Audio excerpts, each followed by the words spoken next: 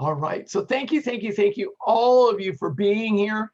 My name is Ruben J. Guzman. I am your host for this exciting information to share with you, preventing Alzheimer's, a really important topic because it's not going away anytime soon. And we need to be prepared.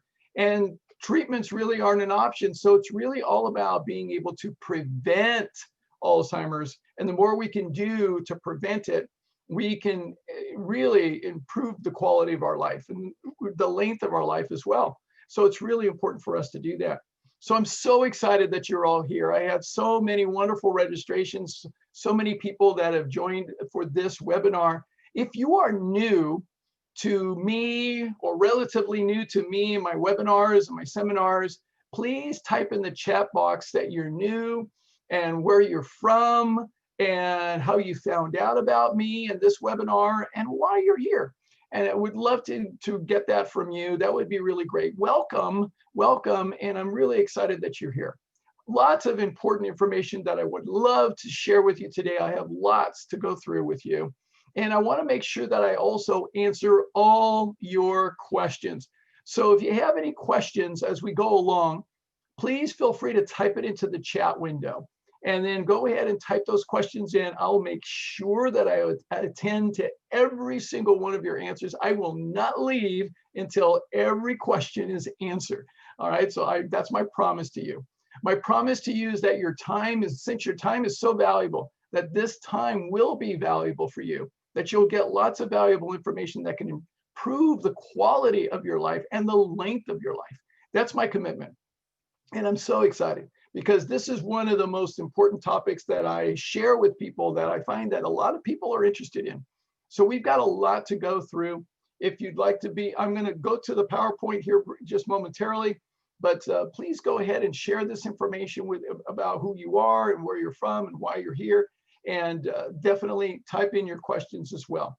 All right, so let me get set up to get started here. It'll take me just a moment. I've learned all the tricks of the trade being on Zoom every day of the week now. So I've been learning how to do all this. So let me set it up so that we can go over to my PowerPoint. I'll keep the chat window open, but I won't look at it all the time. So just so you know that. Okay, so let's see here. We're gonna go from here to there. And then I go to click, and then I go click, and then, all right, and I go to share screen, and then I go to here, and we are ready to go. There we go. All right, so, all right, and I will keep the chat window open. So if you have any questions, just go ahead and type them in. I may not see it right away, and I will definitely not respond right away, but just go ahead and type it in anyway. All right, so I'll get back to you. Okay, very, very good. All right, so welcome, welcome, welcome. So my name, Ruben J. Guzman, MPH does not stand for the speed that I drive my car. All right, so it stands for Masters in Public Health, and I got that degree from UCLA back in 1988. And when I finished my degree, I had a very important decision to make. Do I or do I not return to UC Davis School of Medicine to complete my training to become a physician? I had spent 3 years at UC Davis, and my independent research is what led me into the field of public health. And I realized at that point when I finished my master's that I was passionate about promoting health and preventing disease. And I was no longer interested in treating disease. So I made a bold decision at that point to not go back to medical school and to pursue studying lifestyle medicine on my own. Now, there was nothing called lifestyle medicine back then. I was ahead of my time. It didn't exist at that point. And I went into healthcare administration, did that for about a dozen years. And then I went into consulting. And then in 2016, I continued my studies, my independent studies in terms of lifestyle medicine all the way through since 1988, even before then. And I went to, in 2016, I went to the International Healthcare Conference on Nutrition and Medicine. And at that conference, I was so excited that one of the speakers presented the American College of Lifestyle Medicine. Oh my goodness, what's this all about? I was so intrigued. And then I checked it all out, and lo and behold, there's such a thing, a new branch of the American Medical Association, the American College of Lifestyle Medicine. Wow, an evidence-based approach to prevent, reverse, and treat chronic disease using lifestyle as opposed to medications. And guess what? We can do a better job. Wow. I was so excited. I said, I'm in. I checked out the website, everything. I said, I registered. I said, I'm a member. And then October 2017, I went to my first healthcare conference in Tucson, Arizona. I walked in. I thought I'd gone to heaven. It was amazing. Over 1,200 healthcare professionals from 38 different countries, all on the same page. The vibration was palpable. It was amazing. I mean, here we are, all passionately committed to promoting health, eliminating chronic disease, and preventing, reversing, and treating chronic disease using lifestyle. It was amazing. It was an amazing conference. And at the conference, they announced the opening of a board certification examination, one category for physicians, MDs and DOs, the other category for professionals, PhDs, and those with a master's in a health-related field. Well, that's me. So I signed up, I studied for a year. In October 2018, went to my second lifestyle medicine conference in Indianapolis. And after the conference, I passed my board exam. So I'm one of just a few, there's only like 500 of us in the United States that are board certified lifestyle medicine physicians and professionals trained to actually prevent, reverse, and treat chronic disease, to empower you. And the day is coming, my friends, when we're going to be able to have the option for physicians will be able to have the option, the people will have the option. You can either go to a doctor in traditional medicine and get medications to treat your chronic disease, or you can work with a lifestyle medicine physician or professional, and that will be covered by your insurance as well. How's that sound? I think it's pretty exciting. It's really exciting. So lifestyle medicine is all about lifestyle measures in the areas of nutrition, physical activity, emotional well-being, alcohol and tobacco reduction, healthy relationships, hydration, sleep, and even more. But this is what we focus on. We focus on being able to empower you to change your lifestyle and your behaviors. And guess what? Your body heals far better than any medications could ever do. It's remarkable, and it works so well, and it's beautiful. It's just such a beautiful thing. So as I said before, I'm one of just a few lifestyle medicine certified professionals. So I'm board certified, and I couldn't be happier. It took me 30 years after I finished my master's in public health to find my tribe, but I am in, and I love it, and I love it. So I get to live into this quote that Thomas Edison said well over 100 years ago, that the doctor of the future will give no medicine, but will instruct his patient in the care of the human frame, in diet, and in the cause and prevention of disease. So I suggest that we actually have a new category of doctors. Instead of medical doctors, which are MDs, we need to have lifestyle doctors, LDs. All right, so that's who I claim to be, is a lifestyle doctor. I love it, and it's so amazing. I also want to let you know that I have absolutely no, zero, zilch, nada, no conflicts of interest whatsoever. All right, so I'm very, very particular about this. I get approached all the time. All right, so the thing is, I have no conflicts of interest, no products, no scams, no gimmicks, no sales, nothing. I do this for free, and there's a reason for that. One, I am passionate about eliminating chronic disease from the face of the planet. Absolutely passionate about it. I give my life to this. This is what I completely am given to. This is what I'm passionately committed to. And then the second thing, I believe in the power of paying it forward. I really do. I've got 4 children myself, 4 boys, ages 34, 29, 22, and 20. And I realize that as an adult, we all as adults have an important responsibility. Freedom doesn't exist without responsibility. We have a responsibility to make the world a better place for our children and our posterity. It is critically important that we remember this. So I want to make the world a better place for my children, and we've got to start doing it now. We don't have time to waste. So that's why I do these. And that's really important. I do other things to make my money, and I do fine. Really, I do fine. But I do these seminars because this is my passion and I want to make a difference for the world. And I need your help because I can't do it all alone. So I'm going to ask you to please share what I'm going to share with you, share my videos, share my information. I'm going to, by the way, I'm going to send you an email afterwards. I'm going to send you an email with follow-up information. You're going to get a link to this recording. You're also going to get a link to all the slides, all the PowerPoint slides.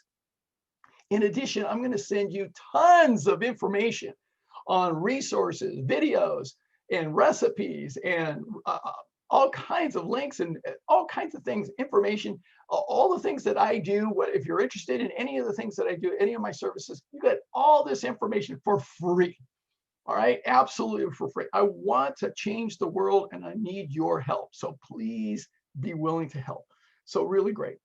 All right, so now I believe that Virgil was correct when he said this well over 2,000 years ago, that the greatest wealth that any of us can have truly is our health. And I hope you agree with me.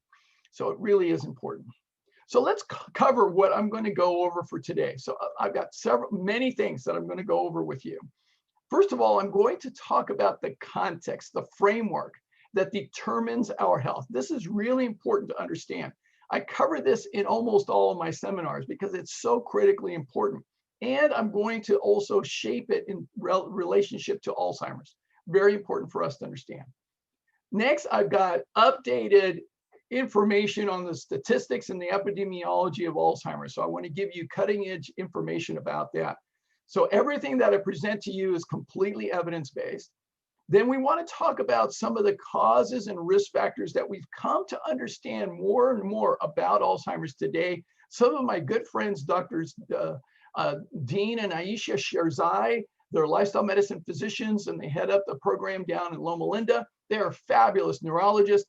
And so I'm going to share some of the things that they've learned. They spoke at the lifestyle medicine conference that we just had just a few months ago. And then I'm going to share also evidence-based recommendations and practices that you can get started on now to really make a difference. And we show that if you really follow this, you can actually reduce your risk by about 90%. Really important. I'm also going to share with you the special acronym NEURO, N-E-U-R-O, based on Dr. Dean and Aisha Sherzai. Fantastic material. And then we'll finish up by talking about how you can make the rest of your life the best of your life and how you can be successful in creating lifestyle changes that stick for the rest of your life. All right, ready to get started? I hope you are. Don't worry about taking copious notes. You're going to get all the slides, but if you want to take some notes, feel free to do so. Ask your questions in the chat window. Be able to do that. It'll be great. All right, I will get to you. So let's start off with some words of wisdom. By the way, I want to let you know something. Dr. Glover was my mentor before I went to medical school. And so he said this, he said, Ruben, about half the information that you learn in medical school will be outdated by the time you finish medical school. And the other half will be outdated shortly thereafter. So constantly be a student. I never forgot his words. And I've always been a student. So I don't claim to be the all-knowing expert. I claim to be a student, and I'm always learning.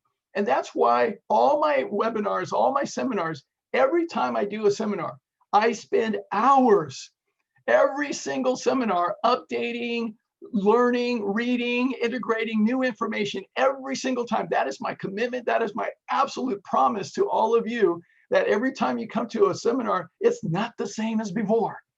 It never is.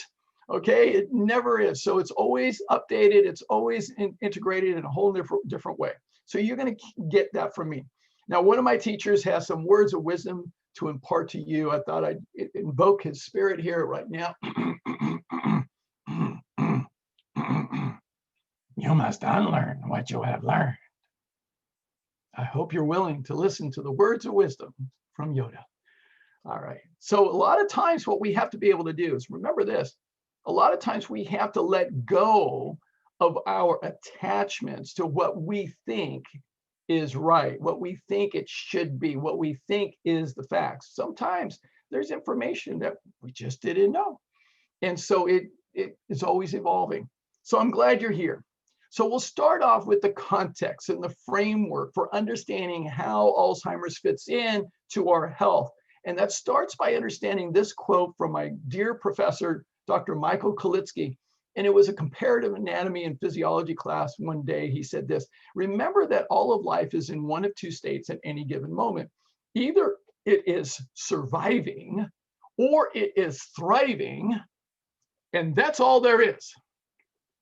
And he said it like that. It kind of shocked me. And I said, are you saying it's just one or the other, Dr. Kalitsky? And he said, that's exactly what I said, Ruben.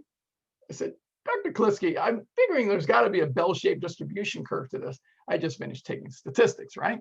So he said, no, it's one or the other. And then I said, I'm just not getting it here. He said, sit with it, Ruben, you'll figure it out. Oh, he always did that to me. So I sat with it for 3 years, 3 years. Can you imagine? Oh, I'm one of those people, I've got to know it now, please. All right, no, I sat with it for 3 years. And it wasn't until at my first year of medical school at UC Davis, and I'm taking a class in embryology. So embryology is the study of the embryonic period of human development, which is from the moment of conception to the point where everything is there. Now it just gets bigger. At that point, we start calling it a fetus. So it pretty much corresponds with the first trimester. Mothers, you know this well. Okay, so the thing about it, it's the first trimester. And then, by the way, fathers, you probably know it too. So yeah, I mean, 2 o'clock in the morning, you want pickles and ice cream? Come on, really? Okay, so the thing is, it's a crazy time. It's a crazy time. Now, it's so amazing what happens in our bodies. It really is. I mean, from just, egg and sperm get together, have a party, and then they start having more and more cells. It's amazing what happens. I mean, shortly after they have their party, all right, you see this ball of cells. We call it a blastomere phase. Now, it gets bigger and bigger and more cells, and it's just this ball of cells for a while. And then it finally gets big enough that it starts to fold inward, and then it starts to form this tube of cells that we refer to as the neural tube. This neural tube will become the first organ system of the body to become distinguishable and operational. And the neural tube gives rise to what we call the limbic brain, which is the central features of the brain: the hippocampus, the amygdala, the pituitary, the hypothalamus, all those central features. And it's all connected to the spinal cord. Now, what the professor said is that this is the central nervous system of the body, and it runs the body. It runs the show. It puts everything on autopilot. It's the first system on. It's the last system off. So it's always on 24/7. It's extraordinary. It really is. Now, it is the electrical system, is what the professor said. And it's the electrical system that sends all the signals and communicates to every single cell in the body. And it's going to coordinate everything going on in the body. And just like any basic electrical system, you've got two currents. So you got a positive current, you got a negative current, just like the battery in your car. So in the central nervous system, we have two currents. The one current is called the parasympathetic branch. That's the positive current. So when we're in the parasympathetic state, as he called it, when we're in the parasympathetic state, it will affect every organ system of the body, not just the ones shown here, and every cell in your body in a particular way. So there's a pattern of what it does when we're operating in the parasympathetic state. Now, when we're operating the negative current, that is called the sympathetic branch of the central nervous system. And when we're in the sympathetic state, it's going to operate all the organ systems in the body and every cell in your body in the opposite way. You see, these are polar opposite of each other. Now, this is really important to understand when it comes to understanding Alzheimer's. It's so critically important because guess what? Where Alzheimer's begins is in the central nervous system. That's where Alzheimer's begins. So we need to understand how it functions and how this central nervous system functions in order to begin to understand a little bit more about Alzheimer's. So it's really important. Now, the professor said this: once this system is activated, we can operate either in the parasympathetic state or the sympathetic state. We don't operate both at the same time. We can go back and forth between the two, but we don't cross the wires. We operate in one state or the other at any given moment. I got the or from Dr. Kalitsky that we are either surviving in the sympathetic state or we are thriving in the parasympathetic state. And that's all there is. Critical to understanding Alzheimer's. Absolutely critical. So when we're in the sympathetic state, our body is reacting to stress, physical, emotional, mental, or spiritual stress. Those are the four fundamental human energies that we have. Physical, our body; emotional, how we feel; mental, how we think; and spiritual, how we're motivated. All right, those are the fundamental energies. So physical, emotional, mental, spiritual stress, any of those, because they're all integrated, can put us in the state of stress and the state of survival. Now, when we're operating there, we operate at the central nervous system level of being a primal state. So the sympathetic is very much a primal state. It's very, very primordial. We may recognize fight, flight, freeze, or fold as our basic reactions, but it's subtle. Sometimes even a perceived threat, as subtle as that, is enough to instigate fear, and we're in the sympathetic state just like that. You get up in the morning, you think, oh my God, I got to deal with, Jason today. Oh my God. Oh. And that moment, you're in the sympathetic state. Now, here's what we see in the literature, that the common thread of all chronic disease is being in the state of dis-ease far too much. Far too much. The beauty of the human body is this, that we're wired, we're set up. We're wired to be in the sympathetic state only for short periods of time, very, very short. It's that long, sustained, chronic stress that really does us in. And that's what leads to that chronic disease. So whether it's heart disease, cancer, diabetes, Alzheimer's, multiple sclerosis, fibromyalgia, the list goes on. All of it, the common thread is being in the sympathetic state, physically, emotionally, mentally, spiritually, whatever way, far too much. So what lifestyle medicine is all about is fundamentally, let's not keep you in the sympathetic state and give you drugs. That won't change the central nervous system state. What we need to be able to do is let's teach you and empower you to actually be in the parasympathetic state. Because guess what? When we're in the parasympathetic state, your body experiences peace and pleasure and restoration. Restoration. You start to heal. Digestion occurs. When you're experiencing fun, play, and ease, that's a parasympathetic. And we thrive. We do so well. And we heal. We heal from chronic disease far better than any medications can ever do. This is so powerful, and we experience living life powerfully. It's a beautiful thing. It's a beautiful thing. It's so much more effective. So what we're trying to do in lifestyle medicine fundamentally is empower you to shift your central nervous system state from being in the sympathetic state far too much to being in the parasympathetic more of the time. Therefore, your body starts to heal itself. No medications required. Isn't that amazing? It's amazing. Now, I teach that there are 5 major aspects of major actions that you can take on, 5 areas of control to influence your central nervous system.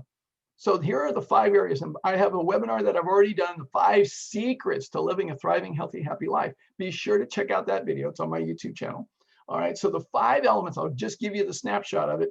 Here's what I talk about in that seminar. All right. Number one, most important, are the thoughts that we think. The thoughts that we think. It's an inside job, my friends. All right. If we've got stinking thinking, as my old friend Zig Ziglar used to call it. All right. So if we've got stinking thinking, we are in the sympathetic state. All right, we are in it. We are completely in it. So we've got to use the power of positive thinking, as one of my teachers, Norman Vincent Peale, taught me. All right, so we've got to use management of our thoughts. Management of our thoughts. By the way, there's a great book called Managing Thought, all right, by Mary Lore, L-O-R-E. Mary Lore, she wrote this book, fabulous book. So we've got to manage our thoughts, and we've got to practice. And this is what I teach all my clients and my students, to be able to manage their thoughts first and foremost.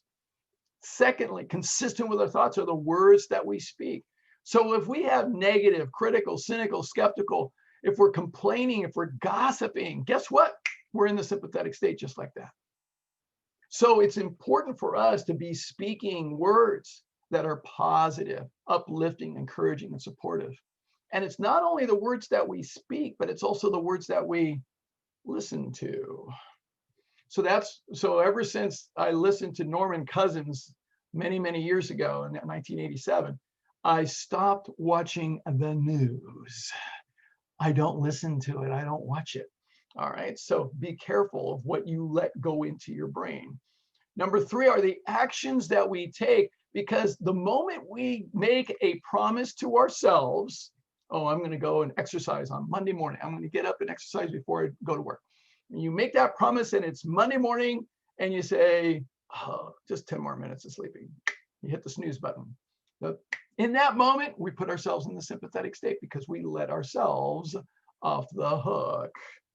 So what we have to be able to do is practice living a life of integrity and doing everything that we say we're going to do, especially promises to ourselves. And then the 4th element that influences our central nervous system state is the company we keep. Oh, it's so powerful. We don't realize how much of an influence it is on us, but we are directly affected by the people that we surround ourselves by. In fact, this book called Connections, fabulous information.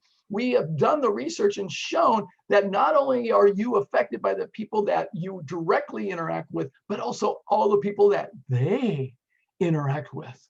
And even further out than that, it's extraordinary to see who you are and how you're affected by so many people that you may not even know. You may have never met them, but you can be impacted by them. It's incredible. It really is.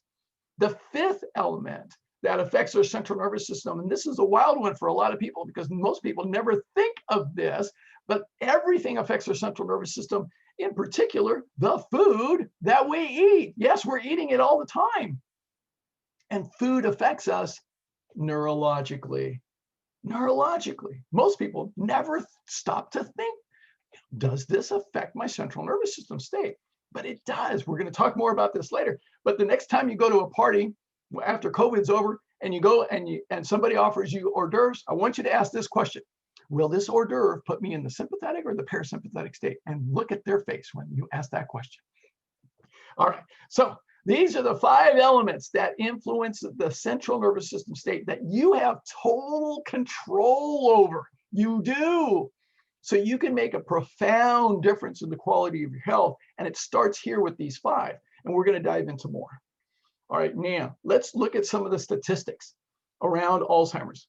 So when we look, the stats on adjusted death rates for the leading causes of death, this is 2015, 2016. And for the first time in that 2015, 2016, we saw that Alzheimer's disease actually overtook diabetes. All right, so for the first time we saw that increase. So it was rather dramatic. So that's what we've seen. And we've seen the trend continue with this just came out with the most updated statistics. It's kind of hard to see the difference there, but Alzheimer's still leading over diabetes. So it's really been dramatic. So this is 2017, 2018 from the CDC. But there's one cause of death that's actually not listed here in this graphic. And it's not reported by the Centers for Disease Control, but it's real, I can tell you, because I was a hospital administrator, and I can tell you, the 3rd leading cause of death, Johns Hopkins did the research, medical error. Now, I can attest to this because one of my departments that I actually supervised was the risk management department. And we looked at files every single month that had error, that were potential risk for litigation. So we reviewed those files every single month. So it is something, and it's real. Now, what we also see is this year has been very, very problematic. It's been incredibly deadly. All right. So what we see in the gray are the deaths from COVID-19 from March through November, and it's still being updated. But this just came out in the New York Times back in mid-December. And so what we see also is that deaths from other causes have also been accelerated. So this has been a very deadly year. COVID isn't the only culprit, my friends. It's not. In fact, what we see, and I want you to see this, all right, so deaths attributed to other causes above normal for 2020, diabetes 15% above normal, Alzheimer's disease and dementia 12% above normal. That's alarming. That's a lot, and you can see the rest. So we've seen a lot more death attributed this year than any other year. Part of my research has been looking at the geographical distribution of chronic disease in the United States. One of my teachers that really influenced me, I loved his work and his research, was Dr. T. Colin Campbell, who wrote the China study. Phenomenal research that he did for so many years over there. Remarkable. So I started digging around and looking at, is there a geographical distribution of chronic disease here in the United States? So it's very fascinating. I saw the graphs. So here's the number one killer is cardiovascular disease. So what we see is that the highest mortality for cardiovascular disease in the United States by county happens to be in the southeast portion of the United States. That's interesting. And it's a rather dramatic difference. It's a rather dramatic difference completely. Now let's look at the number two killer. That's cancer. All right, so here's the graph on the geographical distribution of cancer mortality in the United States by county. And we see again, the southeast portion of the United States is highest in cancer mortality. Fascinating. Okay, very interesting. We're seeing a pattern here. All right, what about lung disease, COPD, amongst adults? Okay, so we have prevalence, and we see again this big pocket here in the southeast portion of the United States in terms of percent of COPD. All right, how about stroke, another cardiovascular condition? This one shocked me when I saw this because it's just socked in here in the southeast portion of the United States. Extraordinary. So this is mortality due to stroke. All right, now what about Alzheimer's? All right, so here's what we have so far. And we're still collecting data. We've not got a whole lot of data in some places, but we're still collecting data. And here's what we see so far. The southeast portion of the United States, and there are pockets other places as well, in particular Washington area. All right, so we've got a lot of areas of the United States that have a lot of Alzheimer's, high mortality from Alzheimer's. It's really happening. When we look at it state by state, it's really interesting to see because the leading states, all right, the leading states in terms of rate of Alzheimer's disease, deaths caused by Alzheimer's disease per 100,000 people. Washington, Utah, but then here we go, the southeast portion of the United States again. All right, and then Vermont, interestingly enough. All right, so very, very interesting to see what we've got going on there. If we look worldwide, the United States, not good. All right, you know, not good over here. It's very high. Other countries are high as well, but our rates are extremely high compared to other countries worldwide. We have a lot. And then when you look at diabetes, because we consider Alzheimer's now, we're calling it diabetes type 3. All right, so when we look at diabetes, what we see is that the southeast portion of the United States again correlates with Alzheimer's and the other chronic diseases as well. Life expectancy in the United States, as you can imagine, is pretty low in this part of the country. In fact, when I saw the graphic that the 10 states with the lowest life expectancy in the United States happen to be in red, all geographically next to each other, oh my, Oklahoma, Arkansas, Louisiana, Mississippi, Alabama, Georgia, South Carolina, Tennessee, Kentucky, and West Virginia. Yes, there will be a test question at the end. All right, so the 10 states with the lowest life expectancy happen to be geographically next to each other. So there is a geographical concentration of chronic disease and lower life expectancy in the United States in this region. Wow, what's going on? So my question is there a correlation? So in epidemiology, we don't look at cause and effect. what we're looking for is correlation. What's the association? Is there an association between this low life expectancy, this chronic disease, and lifestyle? So let's look at some of the lifestyle areas. So one of the first areas to look at is nutrition. So, okay, let's look at what could be contributing to chronic disease and low life expectancy when it comes to nutrition. Well, one of the things that we know is fat, all right, consuming a lot of fat, especially fried foods. Oh, well, one of these states has a very popular food export. It has a lot of fat in it, a lot of saturated fat and a lot of fried. It's called Kentucky Fried Chicken. So let's look at the distribution of fat in the United States from consumption of Kentucky Fried Chicken over the course of just 6 months. Again, we see the southeast portion of the United States. No surprise. Well, what about physical inactivity? All right, so physical activity is good for health, but physical inactivity, I saw the chart and I said, wow, look at this. People are eating fried foods and they're not moving in this part of the country. Wow, they're just sedentary. Yeah, that's what's happening. I've been there. I've visited over there. I've spoken in a few places. Oh, yeah, they're no kidding. They are sedentary and they're eating all their fried food. What about stress? What about mental distress? The CDC actually has this data, and we show the southeast portion of the United States also, again, very high in frequent mental distress, and also Fresno, California. And if you are from there, you know why. Okay, so, and then when we look at sleep, sleep is a critical factor. We talk about shorter sleep equals shorter life. Well, here's what we see in the United States, that the greatest concentration of shorter sleep is in the southeast portion of the United States. I mean, nobody's sleeping in Kentucky and Georgia, all right? There's not sleeping there. And Las Vegas, okay? So the thing is, sleep is critical for our health, and yet we see these lifestyle factors that are keeping us sick. My good friend Dr. Stephen Loam, he's a cardiologist in Chicago area, and he says that there are 5 major factors that keep America sick. One is that when we're in the state of stress, so when we're in the sympathetic state for prolonged periods of time, what our brain is wired to do is 3 things: avoid pain, seek pleasure, and conserve energy. That's what we're wired to do. And so we'll do everything in our power to meet those goals. And that's what we end up doing. So we don't move, we hunker down, we eat all the survival food. That's what we do. Another factor that keeps us sick is our family patterns of behavior. A lot of people mistakenly believe that, oh, diabetes runs in my family, so I'm destined to get it. Oh, heart disease runs in my family, so I'm destined to get it. Oh, cancer runs in my family, I'm destined to get it. No, that's not true. Genetics, what we say in lifestyle medicine is that genetics loads the gun, but lifestyle pulls the trigger. So the thing is, it's the pattern of lifestyle behaviors, and that's what keeps us sick. Another thing that keeps us sick in the United States is the food industry. Do you think for one moment that the food industry has your better health as their #1 priority?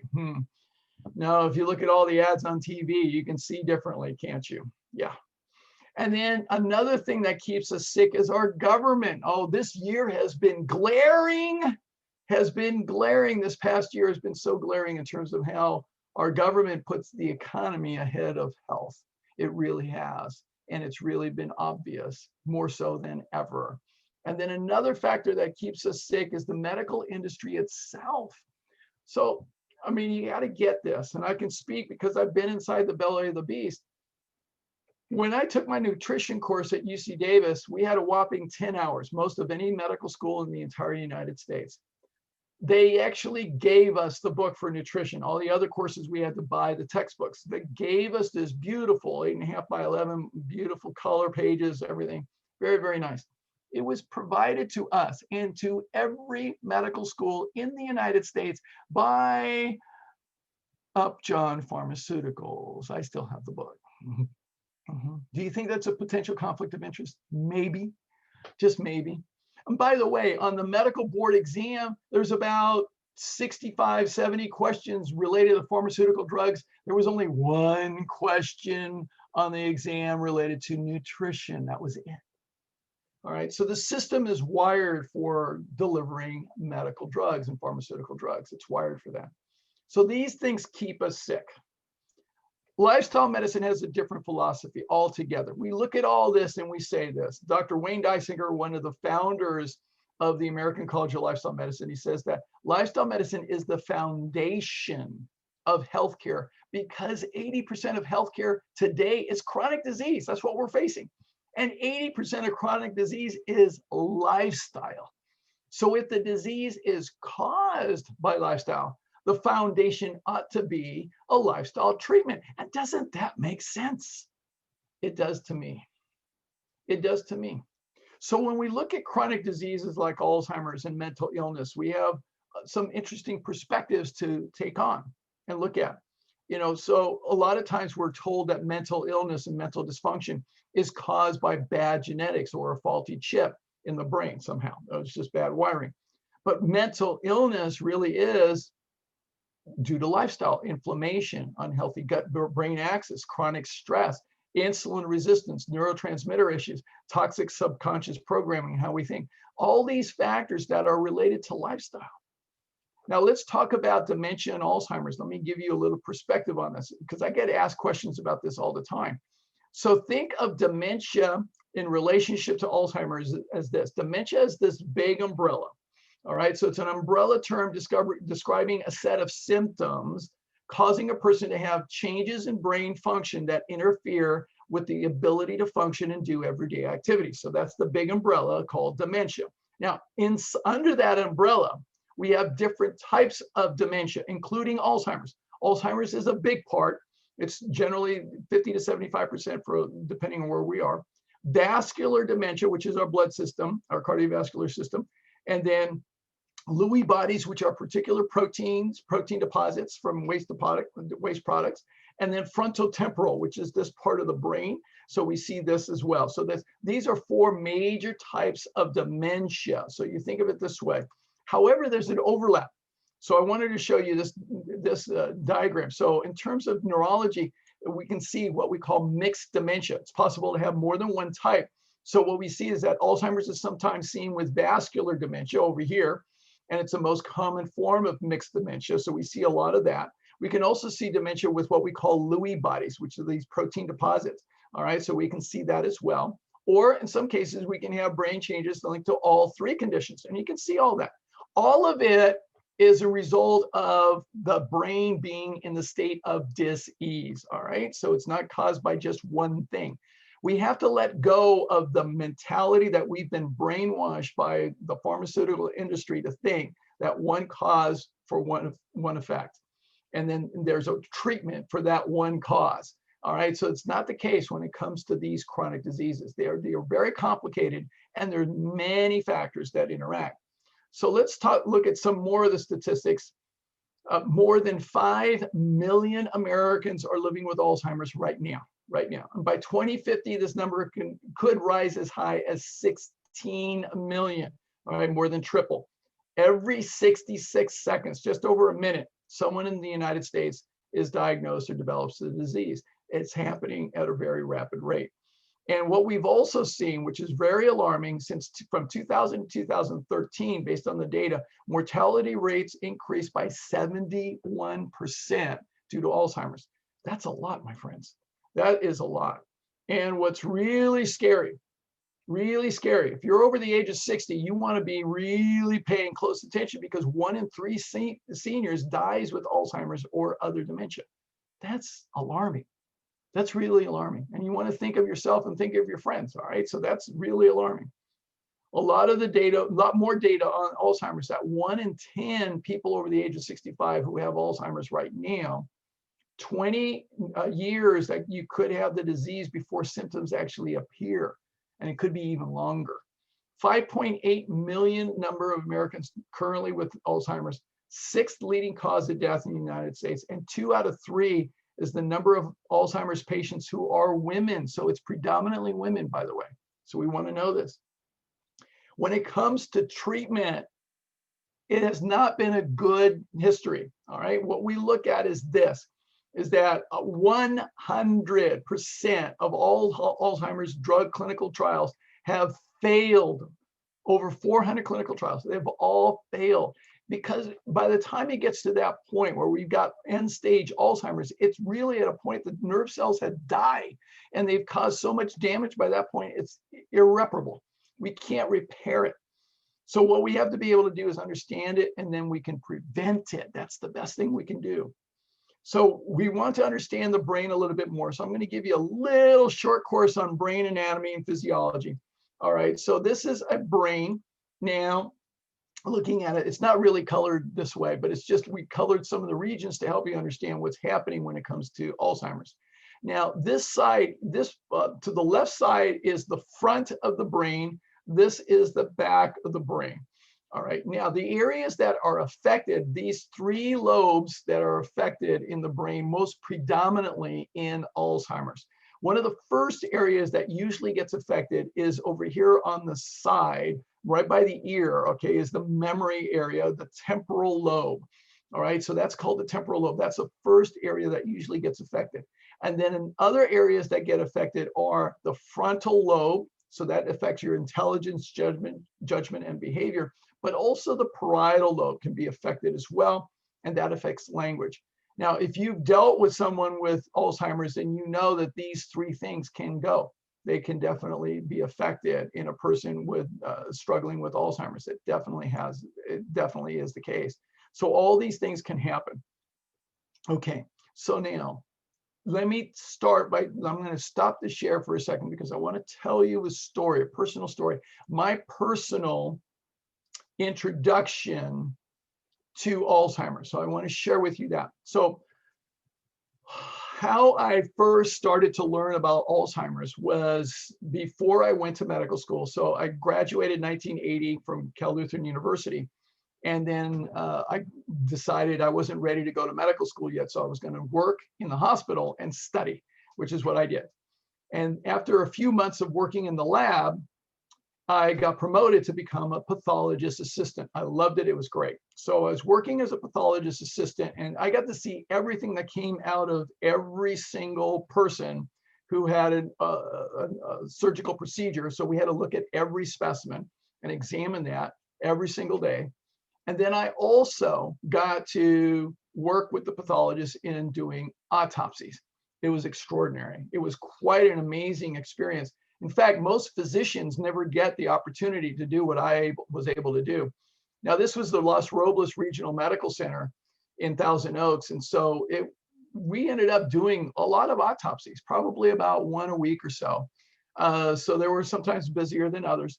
But in a year and a half, I got to do well over 100 autopsies. But it was very interesting to be able to do that. Now, Dr. Glover trained me to be able to do the dissection because my backup plan that if I did not get into medical school, one of my backup plans was to become what's called a diener. So a diener is somebody who actually does all the dissections for the autopsy.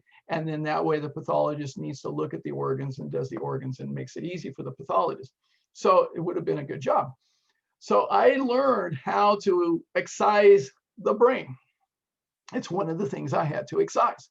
So I had to learn how to do that very carefully, very carefully. Now, Dr. Glover was extremely particular. He wanted it done well, and he taught me well. So I had to be extremely precise in being able to remove the brain. You see, a healthy brain will fill the cranium, this area, and it'll fill it. So when you take off the skull, you have to take off the skull very, very easily. Dr. Glover was very particular. He wanted to make sure I did not cut into the brain. I did not have any tears. So I had to do it extremely carefully. You have to have a very good feel for it. And then you have to move the brain very gingerly because the brain, a healthy brain, has a consistency of about firm tofu. All right, now you'll never eat tofu with quite the same thought process ever again. Okay, so the thing about it, it's about firm tofu, and you got to move it very carefully. And I had to move it enough that I could reach down with my scalpel and start to cut the cranial nerve. So at the base of the skull and the cranium, inside that cavity where the brain sits, I had to be able to cut those little tiny nerves that went through the skull, like the facial nerve and all the other nerves, and even the optic nerve, all those nerves. I had to be able to cut them very precisely, and then finally cut the brainstem so I could lift the entire brain out very carefully without tearing it. And then I would soak it in a little tub with a formaldehyde solution, and we let it sit there for about 10 days to 2 weeks. And what that did was really get that brain much more rubbery in terms of consistency, much firmer. So we would do that. So we had to prepare the brain. Every single autopsy, I had to do that. There were a couple of autopsies where the brain was a little different.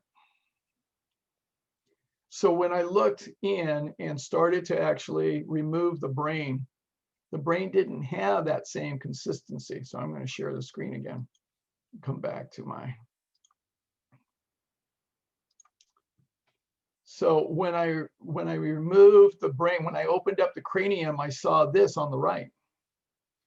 I saw a brain that had shriveled up, that it had a consistency more like a prune. So it was shriveled up and it was much thicker in consistency and much firmer. So it did not have that consistency of firm tofu, because I mean, the brain, a healthy brain is about 80% water, but an Alzheimer's brain is much more dehydrated. It's much firmer. And then what we would do when Dr. Glover would come back down, we would do sectioning of the brain. We call them coronal sections. So this is a normal, healthy brain section about the middle of the brain, or about here. All right, this is what it should look like. Now, if you look on the left, what you'll see is that the creases here are very tightly together. There's just very little space in these areas, these crevices of the brain. That's normal, that's healthy, that's what we want to be able to see. This particular area here, the ventricles, this is normal. This is what it should look like. All right, this is the central collection spot for the central cerebral spinal fluid. So this is normal, but these other crevices that we see everywhere else in the brain, nice and tight. So there's tissue very close to each other. That's what we should see in a fairly healthy brain. But in an Alzheimer's brain, it's a different picture. Over here on the right, you see these crevices. There's all these gaps. There's large gaping holes, large gaps, especially over here. This is on the temporal lobe. All right, so this is the temporal lobe that affects your memory here. So you can see there's a big gap over here. Big gap over here as well. So that's affecting memory. So this is one of the areas that gets affected first when it comes to Alzheimer's. In addition, what you see, these ventricles are completely wiped out. They're enlarged, tremendously enlarged. And then you've got also this big hole. This is part of the central nervous system area here. So this is really affected. So when we see people have complications from Alzheimer's disease, they deteriorate very quickly when they get to this point, because now their central nervous system is not functioning very well as well. So all kinds of things happen. Memory goes away, language goes away, intelligence goes away, and then bodily functions start to break down as well. Now today, well, let me back up for a second. When Alzheimer's was first diagnosed by Dr. Alzheimer, it was the only way we could actually diagnose it was at autopsy and using this procedure to actually look at the brain. Today, we're able to look with advanced technology, we're able to look inside the brain in a completely different way. So this is normal. This is what we see as normal activity in the brain. This is what we should see. The red is higher in frequency and activity. All right, here, and then the purple is lower. So what we see here is less red, more purple. All right, and then here we see even less red, more purple, and even black. I mean, it's just completely shut down. Notice that it's really shut down, especially in the central areas around the hippocampus and the other areas of the central brain. So this is what we're able to start seeing now. Now, for the longest time, we've talked about possible causes, and we've had all kinds of conjecture around it. So we've talked about, okay, maybe it's genetic, all right? We always like to look at that, because it's like, okay, it's in your genes. Yes, there are genes that put us at risk. Again, lifestyle medicine, we understand this. Genes load the gun, but lifestyle pulls the trigger. All right, so it's understanding that yes, there are genes that can put us at predisposition. So there's big genes for beta amyloid protein. You can have more of this. This is a waste protein. There's genes for the apolipoprotein E4. All right, that's another factor that can contribute to Alzheimer's. There's vascular dementia, what we see. So we saw that earlier on the diagrams, that vascular dementia can also be a factor that it contributes to Alzheimer's as well. So people who have strokes, for instance, or infarcts. And then there's dementia with Lewy bodies. Yes, we see this in some as well. And frontotemporal dementia. Yes, we see this in some. So they're all parts of it, but they're not necessarily the direct cause. So we've been looking for understanding what actually causes it. So my good friends, Doctors Dean and Aisha Sherzai, they presented this, that there really are 4 pathways that happen. It's a complicated system. So the brain needs to be looked at in this way, that there are 4 major things that are going wrong when it comes to the development of Alzheimer's. One is what we call glucose dysregulation. So now what happens, the cells can no longer process sugar correctly. The brain lives on glucose. So your blood glucose, so the amount of glucose you have in your blood, so it's supposed to be 80 to 100 milligrams per deciliter, all right, which ends up being about 1 teaspoon in 5 liters of blood. That's it. It's a very small amount. Now, that small amount of glucose, that sugar, that refined sugar that we manage, our central nervous system manages that. It's managing the amount of glucose in the blood at all times. Now, what happens is that our brain in Alzheimer's, our brain is no longer able to process that and actually being able to regulate that. So the central nervous system actually starts to have misfiring and misregulation, dysregulation, we call it. Another factor is lipid dysregulation. So our brain also has a lot of lipids in it that it needs to be able to function properly, because it has a lot of fat is part of the morphology and the lineup of all the cells. So we need that. So the thing is, we can't process lipids properly. So we have dysregulation. That's another feature, another pathway in causing Alzheimer's. And when we have too much lipid in our diet, that's another problem. It really comes to play. Another thing is oxidation. So what happens, oxidation is a long-term disease process. So when we're under stress, our body starts to get oxidized, and that's not a good thing. So it's sort of like cast iron. So when you put water on cast iron and leave it out, it gets oxidized and forms rust. Well, we do the same thing. So when we oxidize, it's not good. And then finally, inflammation. Inflammation is another thing that happens when we have all the wrong things. When we have sugar in the diet, when we have stress in the diet, when we're in the sympathetic state far too long, we have inflammation for a lot of variety of different possible reasons. These are the 4 major pathways that we see that integrate in forming the process of Alzheimer's. It's not a clear-cut single cause, many factors. And we also see that there is a relationship of certain risk factors. So here are some of the most predominant risk factors that we see in the research. Number 1 is elevated cholesterol. So if your cholesterol is high, yes, you need to be concerned, because what we see is when the cholesterol gets oxidized, it actually crosses the blood-brain barrier and contributes to the formation of plaque in the brain. In fact, Dr. Alzheimer's actually saw this on his autopsy the first time he diagnosed it. So plaque formation occurs. So if you have elevated cholesterol, that puts you at 3-fold increased risk, 300% increased risk. Now, elevated blood pressure, also a major risk factor, okay? Because we have the blood viscosity gets much thicker, we get arterial stiffness, so you have a 250% increased risk. If you have diabetes, that accelerates the shrinking of the brain. That's what we've seen in the data, and increases the Alzheimer's risk by 2 to 3 times, 200 to 300%. And if you have sleep problems, sleep deprivation is a major issue, right?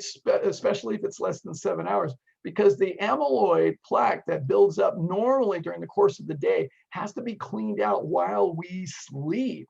So that ends up causing an accumulation of the amyloid plaque. Not good. All right.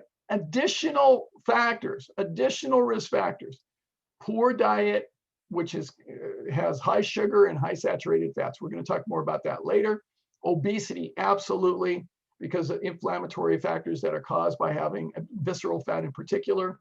Alcohol use kills brain cells. All right, it does. Don't do it.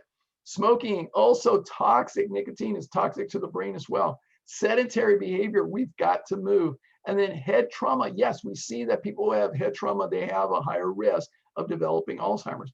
Small vessel disease, if they have problems with their blood vessels, especially like diabetes. Diabetes has small vessel disease in the periphery and their eyes. And then stress, long-term stress, absolutely puts us at risk. So there's lots of damage, and new research actually shows that obesity can cause brain damage as early as adolescence. And we're seeing more and more childhood obesity has been an epidemic, my friends. So we really have to make the world a better place for our children. So we have to address all this. We've been doing research now for several years, and we've been able to actually inject brains with new technology, with new dye, being able to actually look inside of brains and being able to see what's been going on. And it's been fascinating. We've done over 7,000 autopsies. And what we see is this, and Dr. Alzheimer's actually saw this initially. Up on the top portion here are cross sections of brain arteries. So these are, they're much healthier arteries. Okay, they got a wide open lumen, which is the space for the blood to flow. But down here are the arteries of people who died from Alzheimer's. So these are the same arteries in the same locations of the brain. And what you see here is all this plaque. So the openings are much smaller. So just like atherosclerosis in the heart arteries can occur, or it can occur at any place in the body, because it can occur in the brain as well. So we show that 77% show gross atherosclerosis versus 47% without Alzheimer's. And the first stages of this atherosclerosis starts in our 20s, and 50% are showing this by the age of 50. So we now understand that these changes can begin by middle age, and so does cognitive decline. And we start losing our brain function as early as our 40s. Absolutely can happen. However, here's the problem, that because this is so subtle, we're not able to diagnose Alzheimer's until most people are in their 70s. However, more and more people are getting diagnosed with Alzheimer's younger and younger. It's happening. It's happening. Now, Doctors Dean and Aisha I shared this at the Lifestyle Medicine Conference, and I wanted to share with you. So it's very fascinating. If we go now in between the blood vessels, we see an interesting picture. So inside the brain, you have all of these arteries, these in red here, but you also have this space where all this fluid, the ventricles, where this lymphatic system, which we refer to as the glymphatic system. So now the thing is, we're also collecting waste around the arteries and filtering it out. So it's really important. This is a normal, healthy glymphatic system. So what we see here, there's these specialized kinds of cells. A neuron is the brain cell that stores our information. And then what we have are these resting microglia. So they're basically like our white blood cells in our body, but they're here and they're resting. So there's no infection going on, no problems going on. They're resting. There's these astrocytes. Now there's lots of these cells. These astrocytes are even more prolific than our neurons. All right. So we have these astrocytes are basically the brain managers. So they manage everything. They keep everything neat, tidy, and clean. It's like they're the maids, basically, of the brain. So that's their job. They keep everything in order. These astrocytes, and being able to have these astrocytes be healthy, is critically important for our health, our brain health. Now, what happens is that as the neurons do their job and they have messages, then there are these little pieces of protein waste that get accumulated, because there's protein that happens in between the connection of the nerve cells. So we get these protein waste, and then what happens, that travels, the astrocytes make sure that the protein waste travels into the fluid. And that's what this AQP4 square array is all about. It's all about being able to make sure that we have the fluid to be able to make sure we have this current that flows from the artery all the way to the vein, and then it goes into this cerebral spinal fluid, the perivascular space. So that's what happens. So this is a normal system. This is when it's working really well, and it's very delicate. It's very delicate. So there's a lot that's going on here, a lot that's going on. Now, when we have all the factors that we've talked about already, and many other things that we're going to talk about, when the brain is not healthy for a variety of reasons, in the sympathetic state, diet's not good, we're not exercising, not sleeping, all those factors, all those things that we're going to talk about, then it looks more like this. What happens is that the astrocytes are no longer able to do their job well. We don't have enough fluid to go by. The microglia are now on overload, and they're trying to get rid of these protein waste deposits that accumulate and become what we call amyloid plaques. So we see all of this, and the nerve cells start to degenerate and die. They die off. They become degenerating neurons. So because of all those factors, this space becomes extremely unhealthy. And now that we've got all this beta amyloid and protein plaques forming, and it's just a mess. It's just a mess. So what we have to be able to do is understand how all of this works together. So the glymphatic function is going to decline with sedentary lifestyle, poor sleep quality, cardiovascular disorders, depression, circadian misalignment, obesity, sleep apnea, and substance abuse. All of those will contribute to a poor glymphatic function. And then we end up with those increased aggregates with this beta amyloid plaque. And that contributes to the formation of neuroinflammation and neurodegeneration, causing dementia. So this is how this process, so it's a very integrated process. It's not just one cause and one effect. All these various contributing factors are there. Now, what we show in the research is this also. This just came out this last year. So we've done some research on this. And so we showed, yes, people with just a genetic risk, only genetic risk, there's about 60% risk of developing Alzheimer's. However, if they have the genetic risk but an unhealthy lifestyle, combine that, they end up with a six-fold increase in risk. All right, 360%, 6 times higher. However, when we have these people with a genetic risk have a healthy lifestyle, then it cuts the risk in half, less than half. All right, it's minimized significantly. So what we want to be able to do is be able to have that healthy lifestyle to minimize the risk. That's what we want to be able to do. Another research study, what they did is they looked at 5 lifestyle factors. There's more than just 5, but they looked at only 5.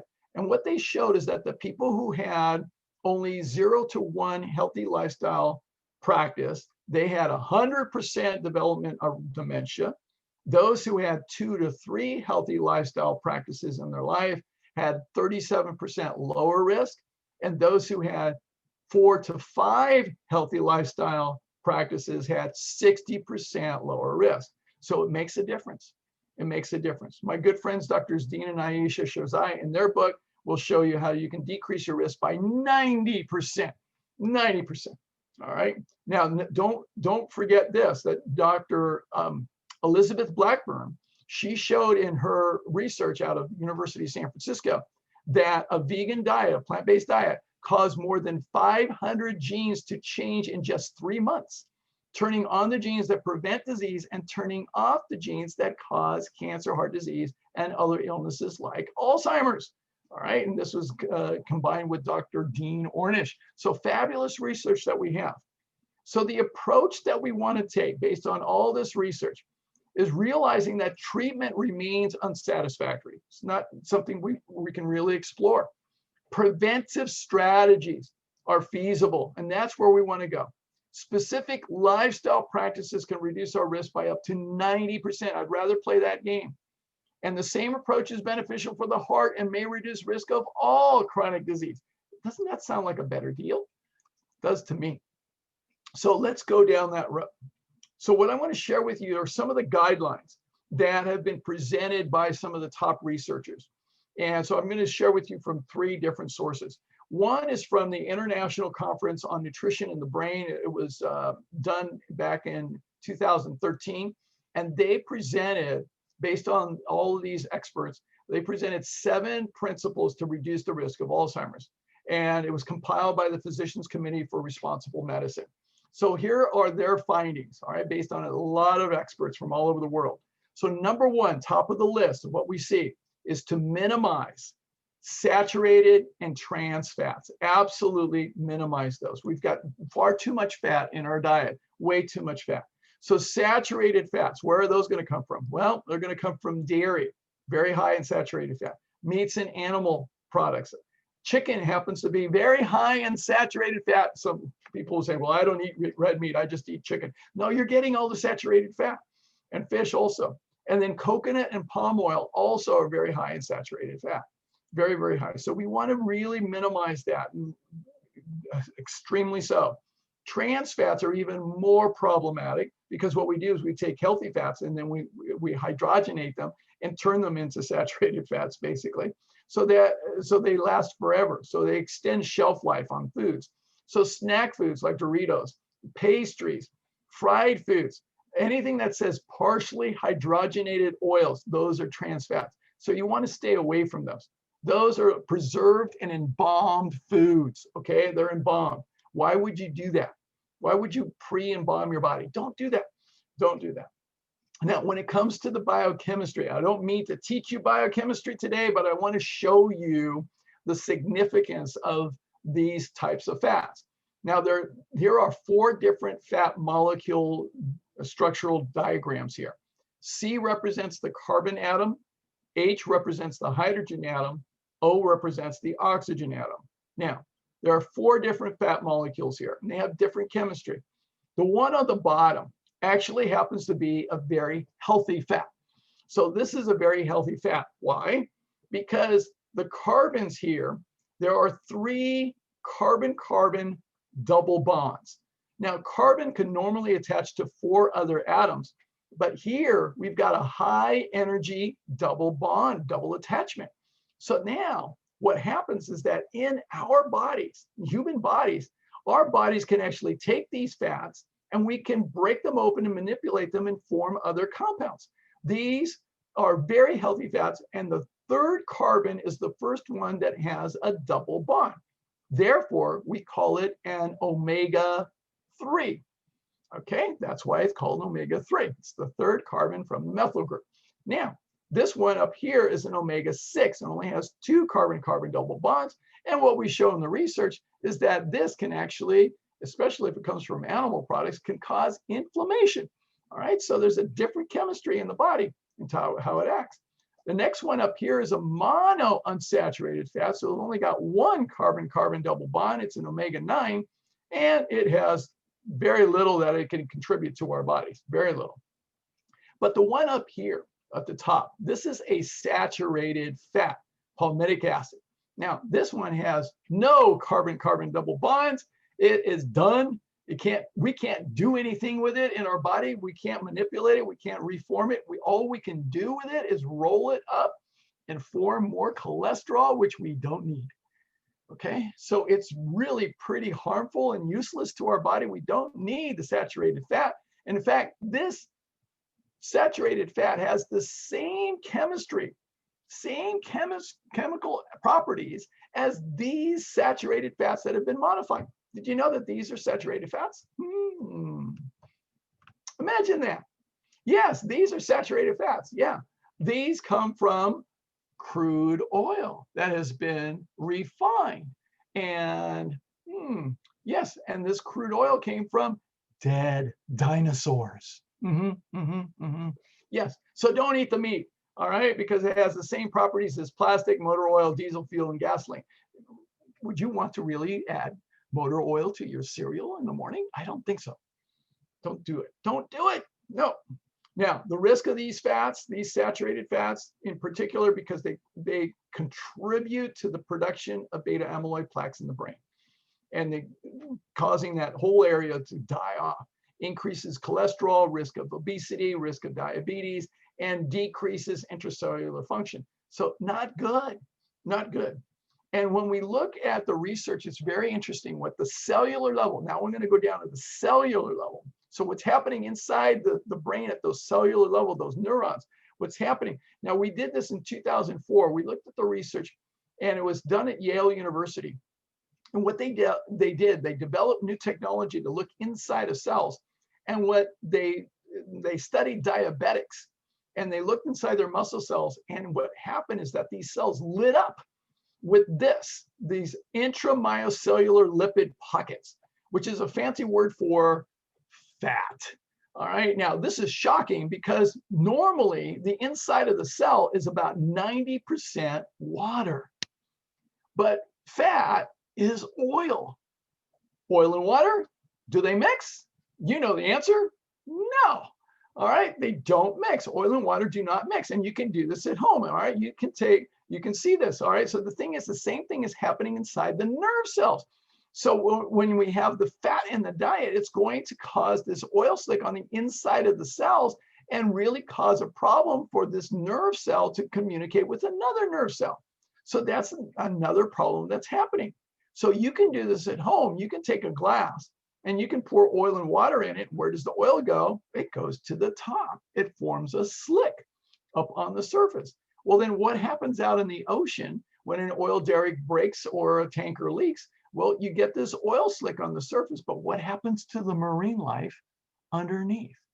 Oh, it goes belly up and dies. Why? Because of suffocation.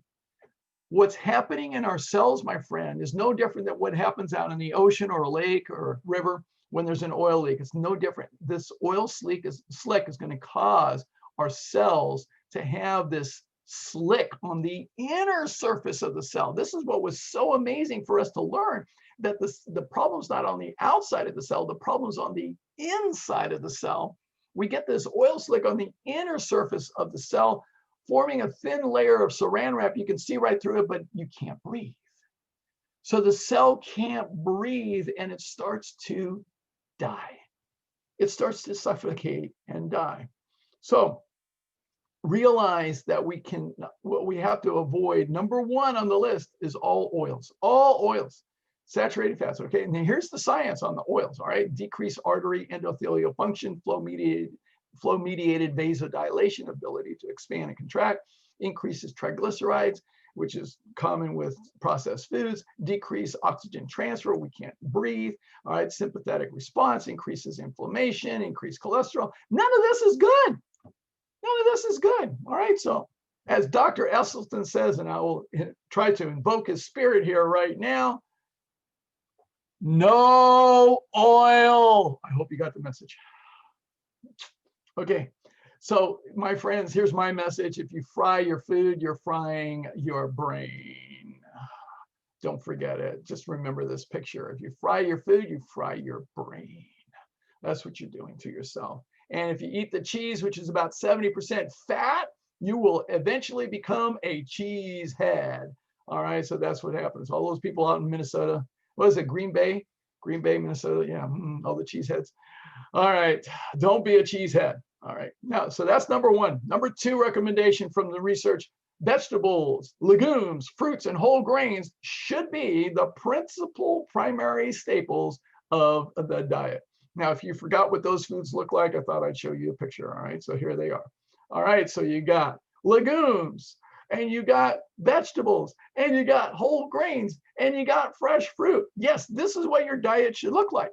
And you can be perfectly healthy with these foods. Absolutely perfectly healthy. You will not be missing anything at all. This is a nutrient-dense, a nutrient-rich food diet. Okay, there's little to no saturated fat or trans fats, vitamins plenty, reduced risk of cognitive decline, and no negative side effect. In fact, the benefits are incredible. All right, the benefits, I got lots of benefits for you. So, I mean, so many benefits. I'm not going to even read them. There's so many benefits. It's incredible. In fact, I couldn't even fit them on this one page. I had to do another page of benefits because there's so many incredible benefits. And we got research for all of this. It's incredible. I have yet to see another diet with all of these benefits. I challenge anybody to come up with that. So remember this, my friends. that the food you eat can either be the safest and most powerful form of medicine or the slowest form of poison. And you get to choose. You get to choose. You're an adult. You get to choose. All right. I'm not going to tell you what to do. You're an adult. You get to choose. Just remember that every time you eat or drink, you're either feeding disease or you're fighting it. You get to choose. All right. So here is my food pyramid. This is what I constructed, is to look at food neurologically. All right. Simplistically, really looking at how food affects us. Does it put us in the sympathetic branch of the central nervous system or the parasympathetic branch of the central nervous system? So life depleting food, sympathetic branch stimulation, is going to be all inflammatory foods, all meat, dairy, oils, and all processed foods.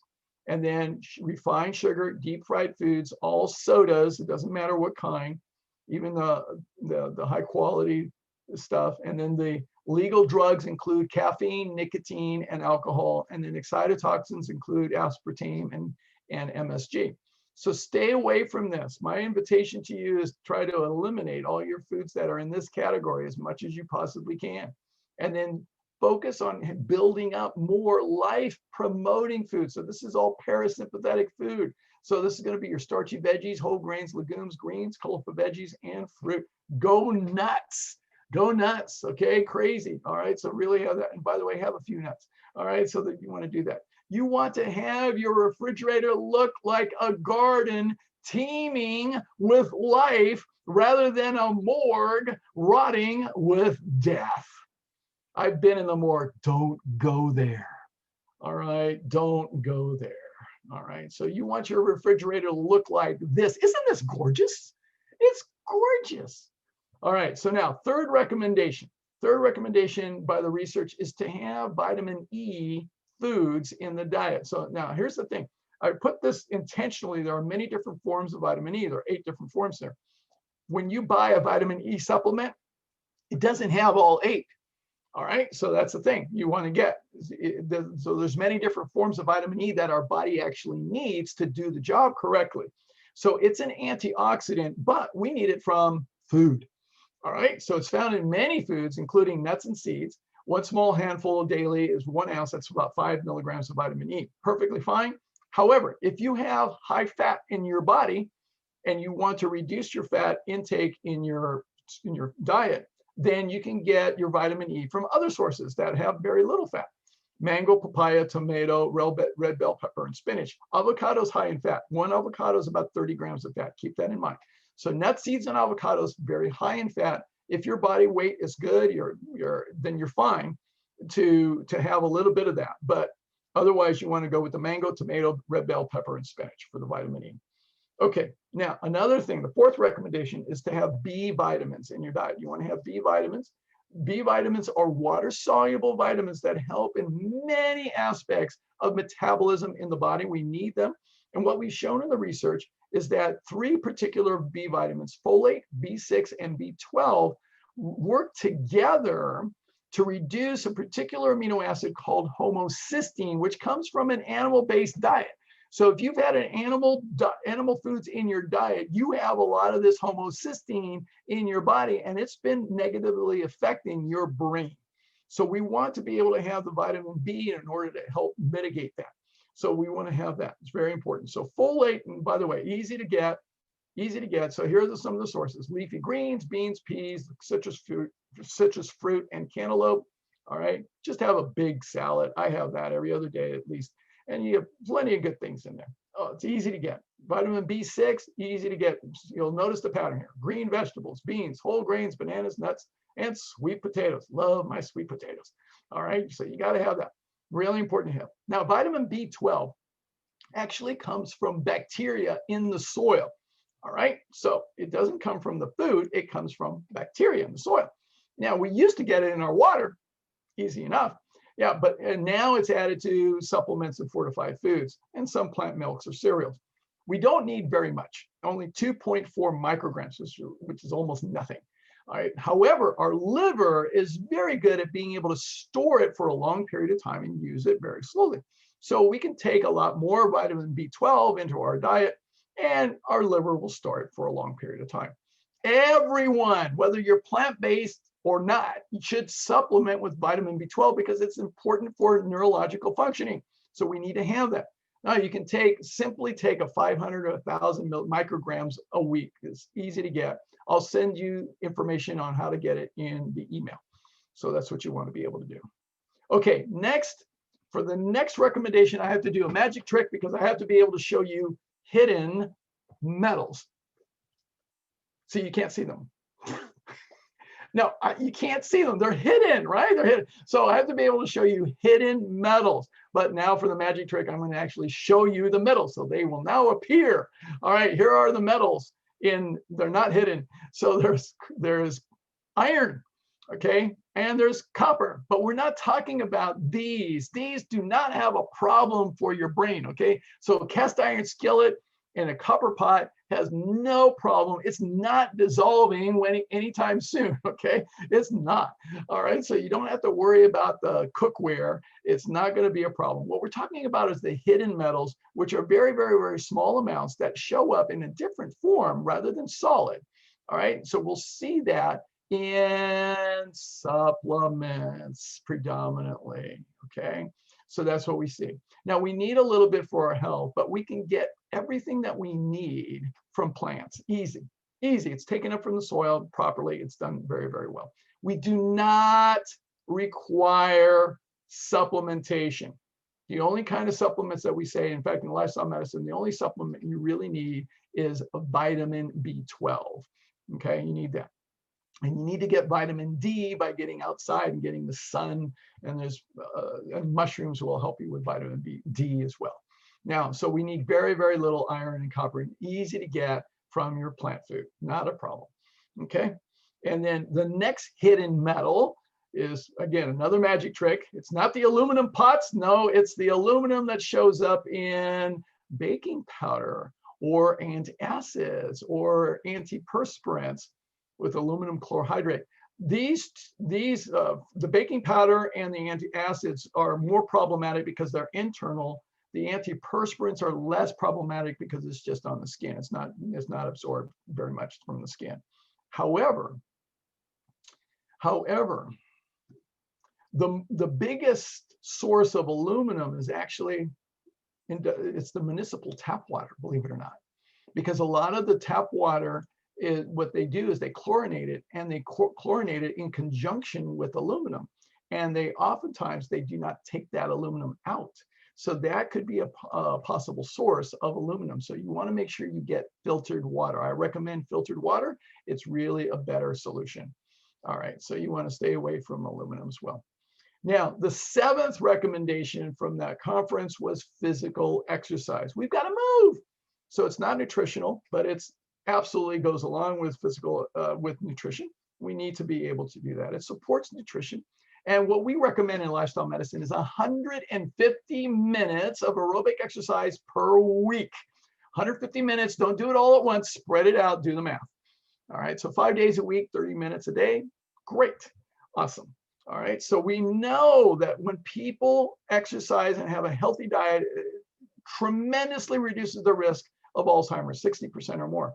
And one of the most intriguing things with seniors is that dancing is actually a fabulous form of exercise. Yes, it is. In fact, Albert Einstein College of Medicine with senior citizens ages 75 and older, they showed that the greatest reduction in risk of dementia is in dancing frequently. Yes, isn't that great? Yes, you got to move. You got to move. So my recommendation, in fact, this other research study, and it was conducted, and they looked at 18 research studies, and they showed that expert senior ballroom dancers scored significantly higher in the areas of cognition, posture, balance, motor skills, and tactile. All those areas improve. So I recommend salsa for everyone. Yes, and I've been a salsa dancer now for 20 years. I'll never stop. I'll never stop. It's wonderful.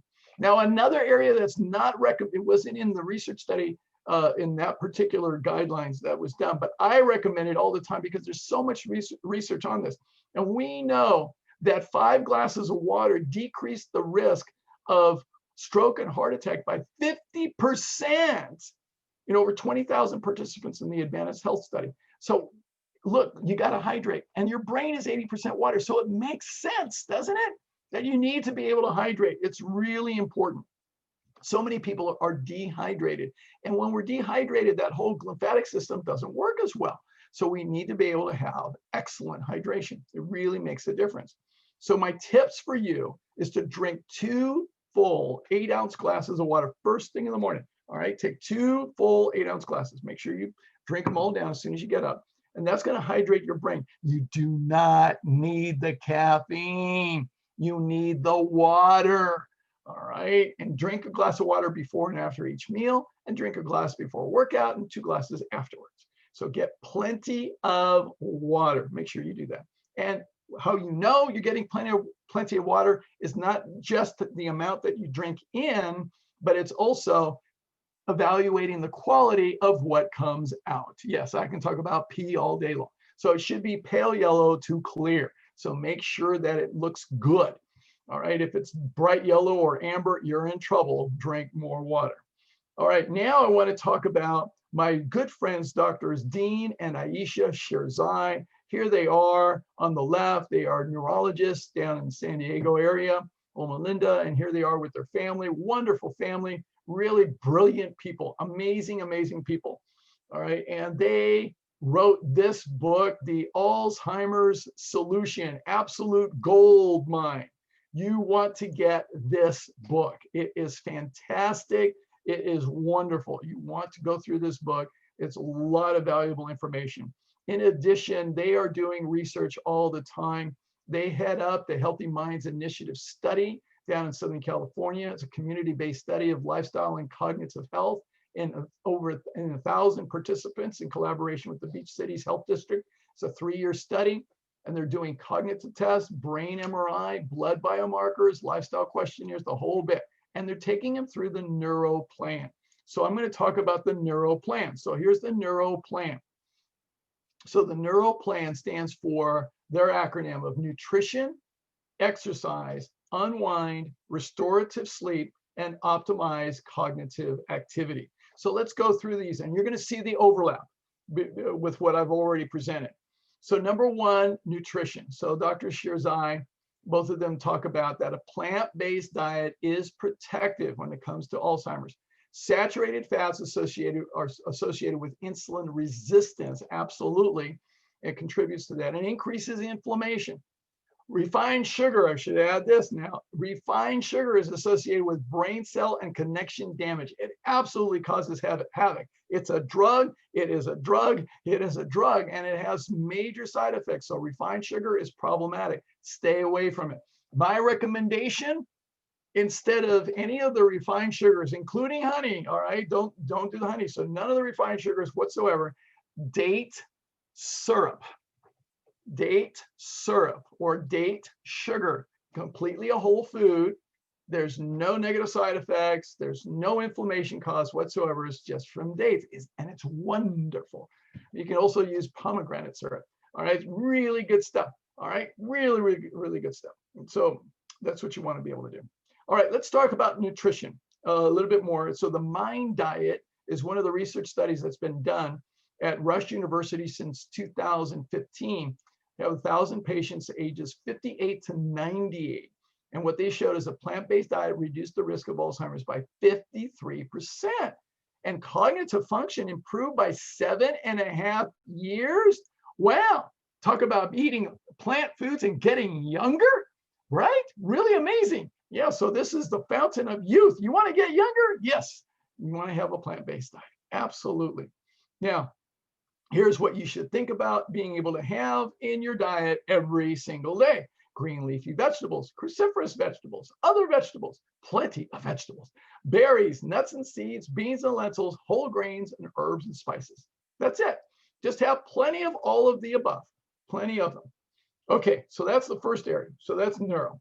And E is now for exercise. So exercise is critically important. Now here's what we show in the research is daily brisk walks. Daily brisk walks. Daily brisk walks. Decrease your risk by 40%. Daily. All right. Now we also show that greater leg strength leads to stronger, bigger brains. There's something called BDNF, or brain-derived neurotrophic factor, which allows your brain to expand and to grow and have neuroplasticity to be able to have more connections. And you have a threefold increase in that when you exercise. Wonderful stuff. So you want to be able to do that. Make sure you exercise. I get my exercise in every day. All right, so make sure you do that. It's really important. The U is for unwind. So we want to unwind. So there's a difference between eustress, which is the optimal level of stress. Be sure to attend my Stress Management 101 webinar that I did a few weeks ago.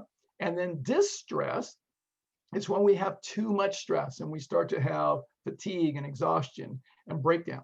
So we want to realize that distress decreases the BDNF, which we need, and it starts to shrink the brain. So things that can help us are things like meditation and awareness and eliminating multitasking. Eliminate multitasking. Eliminate multitasking, okay? It's a problem for a lot of people. All right, I'm telling you, I come across it all the time. Now, the most powerful skill, really interesting, recently I came across this, and it's very fabulous. Great work by Dr. Andrew Huberman, and he is a brilliant neuroscientist. Now, what he talks about is that we can practice a particular form of controlled breathing. Now, I've learned about different breathing practices for many, many years. I used to teach yoga. I taught it for about 15 years. I still practice on my own. But the thing is, there's many breathing techniques and breathing practices. But this is fascinating what he came across, because this is something that happens naturally. We do this in our sleep. In fact, all animals do. It's fascinating that in our sleep, what we do is we have this practice of breathing periodically. What we will do is we will inhale and then pause and then inhale a little bit more fully, and then have a full deep exhale. Now, when we do this, what Dr. Huberman was actually able to determine, when we do this in our sleep, it is one of the most productive ways for us to increase oxygenation and offload and decrease CO2, which is very important for our physiology, our lungs, our body, and everything in our blood. So it really makes a difference in terms of how we function. Now, what he also discovered is that when we consciously do it, we can have the same effects. And what's interesting is that it's the quickest way to transfer from being in the sympathetic state to being in the parasympathetic state. Doesn't that sound wonderful? I think so. So it's a great tool for being able to, in the moment, when you start to realize, oh, it's a stressful moment, breathe. So one of the things that I tell my clients often is to breathe consciously during the day in this pattern. So inhale, pause, inhale a little more, and then exhale. So practice, practice, practice. You'll get better at it, and it's wonderful. It really works well. Okay, now, the R in the acronym is for restorative sleep. Be sure to attend my Sleep for Your Health webinar. It's wonderful. Lots of great information. So I'm just going to basically skim the surface today. So what we show, however, in relationship to Alzheimer's is that sleep apnea increases your risk by 70%. So if you're on a CPAP machine, if you've been diagnosed with sleep apnea, or if your partner is hitting you during the middle of the night because you're snoring, all right, that puts you at higher risk. We need about 7 to 8 hours of sleep for the brain to detox. It's really important for us to get that period of time. It's very, very important. Don't you just love this picture? All right, so it's real important. Now, what we show in the data is that when it comes to all causes of mortality, including cardiovascular disease, stroke, and coronary heart disease, all right, all areas of disease, what we see is that the sweet spot is around 7 hours of sleep, where we have the least amount of mortality is by having 7 hours of sleep. So that's the sweet spot. So we say 7 to 8 hours is the really good time frame for almost every kind of chronic condition. So that's what we need to be able to have. That's based on that data. So to improve your sleep, what you want to think about doing is making sure that your bedroom is only for sleep and intimacy, and that's it. That's it. Don't have your TV in there. Do not take the TV out of your bedroom. Okay, take it out. All right, it's just for sleeping. It's end of story. All right. Now, the best thing we can do, all the experts agree, a regular schedule. The more consistent we are with our schedule, it helps to regulate the part of the brain, the central nervous system that regulates your sleep and the circadian rhythm. So we need to be able to do that. So it's very important. Now, if you take naps during the course of the day, perfectly fine. You try to keep them under about 30 minutes. It usually is helpful. All right, so those are some of the small tips. Be sure to attend my Sleep for Your Health webinar. Okay, it's coming up. Now, the O in the acronym for neuro is optimize cognition. All right, so we want to be able to do that. So we want to improve the complexity of what we do with our brain, being able to think and do things with all kinds of complexity. That makes a bigger difference for our brain. So we want to have as much complexity. So playing music is great. It's great. By the way, this is my instrument of choice. I play this. I play the accordion.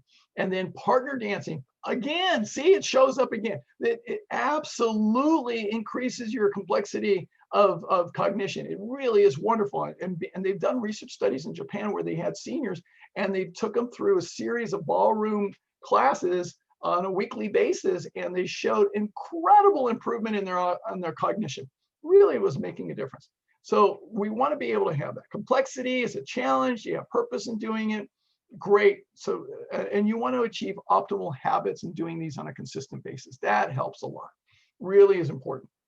Now, a third area that I'd like to share with you is my good friend, Dr. Neil Barnard, and he wrote this book when it comes to Alzheimer's, because what happened was his father, who was a physician, died from Alzheimer's. So Dr. Neil Barnard actually, he spent a lot of time doing research on what things could actually make a difference in terms of the diet related to Alzheimer's.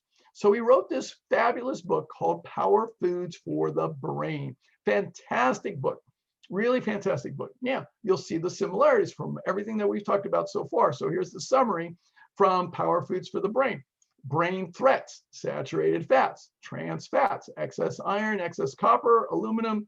Okay, brain protectors: vitamin E, beans and chickpeas, blueberries and grapes, green leafy vegetables, sweet potatoes, vitamin B12. Now, for extra power, exercise, intellectual stimulation, and sleep.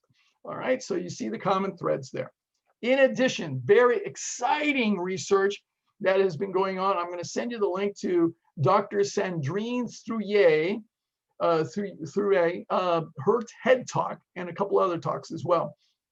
And she is endeavoring in this exciting field called neurogenesis, like the ability to actually create new brain cells in adults.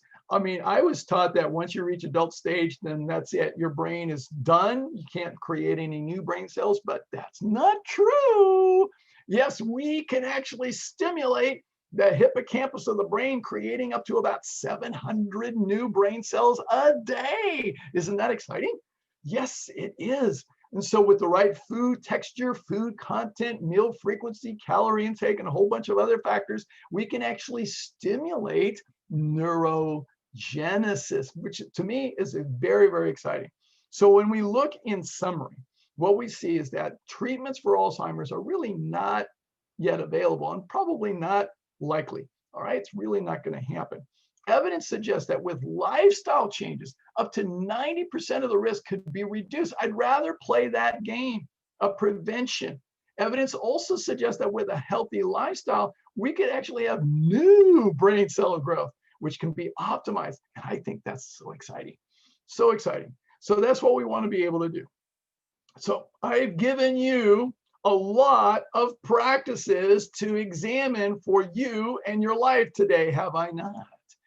Okay, so I want you to look at this list. So I want you to get out your pen and paper right now. I want you to look, where is the area that will make the biggest difference for you right now? Where do you need to really dive in to really make the biggest difference for your health in preventing Alzheimer's? All of it's important, But where is the one area that you want to start that would make the biggest difference? Don't play small.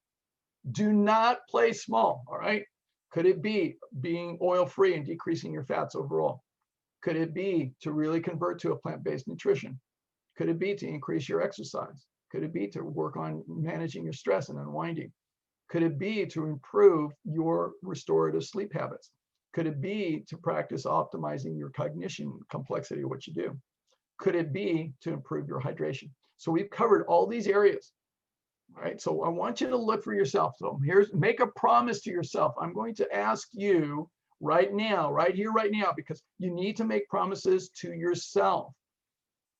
That's living a life of integrity, and really pursue that and really go through with that. That will lead to you being much healthier and more vital in your life. We want, in lifestyle medicine, we want to improve the overall quality of your life and the length of your life. So that's what we want to be able to do. So get started with one area first. Start with one area and then expand on that as time goes on. And if you do it right, and if you play your cards right, you could end up like my godmother. So I want to introduce you to my godmother. This is Mercedes Messina. This is back in 2006 at my parents' 50th wedding anniversary. So this is my godmother at the age of 92. 92. Extraordinary. Sharp as a tack, and she was the best dancer there. You see, my godmother and my godfather married, and they were married for over 60 years. They met when my godfather was in the Navy, and so they met at the USO. They met dancing. They never had any children of their own. I was their only godchild. So yes, I got spoiled rotten. Yes, it was wonderful. I loved it. Birthdays and Christmas were fabulous. But because growing up in a Latin family, Doña Cela's garage was converted into a dance hall, complete with a linoleum floor and folding chairs. And every now and then, Mike and Mercedes would put on a little demonstration for us, because you see, they danced every Friday and every Saturday night at the Officers Club in San Pedro. And they took dance lessons all the time, and they were fabulous on the dance floor, just absolutely fabulous. I was always mesmerized by watching them dance, and they could do anything. You name it, they could dance it. They were great together. And they were fun to watch because my godfather, 5'3", white hair, flat top. And Mercedes, you see her here, 4'11", absolutely adorable. And she had, well, when she was younger, she had this long black braided hair. But anyway, they were amazing together, and they were fantastic, fantastic dancers. They were really great. So my godparents lived, no, my godfather lived until he was 86 years old. They danced the very weekend that he died, and he died in his sleep, a happy man. Here is a few years later, I danced with my godmother at the age of 92. She lived to 102, sharp as a tack the whole way through. That is my wish for you. And that is how I plan to go out, dancing every day until I die. So that's what my intention is for all of you, is to be able to dance until you die. That's the best way to go. So my question for you now is this: would you like to make the rest of your life the best of your life? I hope your answer is a resounding yes. So imagine for a moment, if you're actually living your best life, what would that look like for you? Would you be dancing? All right. Would you be active? Would you be athletic? Would you be able to do things like these people, 60s, 70s, 80s? Would you be dancing into the sunset with your partner, being healthy, having energy and vitality and fun? That's how I'm going out, folks. That's how my intention is. So I hope it is for you. So the question is, where are you now? Are you there yet? Chances are you're not. So how will you get from where you are now to where you want to be? You need a plan, don't you? But more importantly, you need a plan that actually is proven to work. All right, so you need to be able to do that. So do you have a plan? Most people do not. They don't. They've never been that route. They don't know how to do it, but I do. I do have a plan, and I'm living proof, because a little over 26 years ago, I was 55 pounds heavier than you see me today. I had high blood pressure, high cholesterol, high blood sugar. I was a mess. until my friend walked up to me that day and told me while I was coaching my swimmers, he said, "Getting a little chubby there, Ruben." And I had a buttermilk donut in my hand. I wanted to throw it at him, but I didn't want to waste the donut. So I really got mad at him first, but then I got mad at me. And I realized that I had caused it to myself. I had done it. It wasn't mom. It wasn't my ex-wife. No, it wasn't anybody else. It was me. So I realized at that point that I needed to take complete responsibility for my life. I am completely responsible for my life. In that moment, there's no crutches. There's no blame, shame, or guilt anymore. That goes away. So I started to utilize the 4-point plan that I've used in sports and I've used in my life in so many areas. And I started to change my life. So here's my 4-point plan, and it works. It works really well. It's no mystery. It's no mystery, but it works. Number one, we must begin from within, because Einstein said the significant problems we face cannot be solved at the same level of thinking we were at when we created them. We created our problems not intentionally, but subconsciously. So we have to be able to rewire our subconscious mind. Fortunately for me, I've had a lot of training in being able to do exactly that. And most people don't. So this is one of the things that I teach. The second thing is that we need a proven strategy, preferably evidence-based, because doing the same things over and over again, expecting different results, is the definition of insanity. So let's not go there. The third thing, we need to be intelligent about setting ourselves up for success with a structure of support and accountability. Nobody is successful by themselves. Nobody is. And we all need support and accountability. That's how we get to be successful. Nobody graduates from high school with no teachers and no books. No, it doesn't happen. So we need to be intelligent about that. And then the fourth thing is that it's critical for us to actually create a track record of consistency in order to develop those habits, because habits produce results. Habits produce results.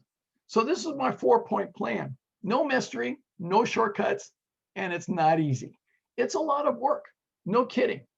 I coached swimming for over 40 years. I told my swimmers always, if you came here for quick results, you came to the wrong place.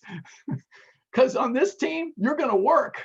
Because I always believed in doing the hard work necessary to really make the long-lasting changes last for a lifetime. And it really makes a difference doing it that way. So some of the things that I offer, I do one-on-one consultations with people. If you're interested in finding out about where you are at and how you would like to create an individualized plan, I do this. So it's one of the services that I do. This is my client, John. John is a happy man here because he's 75 pounds lighter, and he has no risk factors in his blood work from cardiovascular disease. Absolutely none. He's incredibly healthier, so much better. So I love being able to do work with people one-on-one. I also do one-on-one coaching as well. In addition, I have a group coaching program. It's fabulous. It's my Evolving Health 12-week lifestyle medicine immersion program. And we have a group of people. Of course, because of COVID right now, we're doing this virtually. And so we're going to do this over the course of 2 weekends. So you get a lot of time. We really go into a lot of work on the first 2 weekends. And then I set you up into small groups. And then I coach you over the course of the next 12 weeks. And we have 1 hour weekly conference calls and on Zoom, and it's fabulous. People produce miracles, and it's amazing what people are able to do. And you have me as your coach. So it's wonderful. So we cover a lot of material in the first 2 weekends. We go in here first. We go inside your head, number one.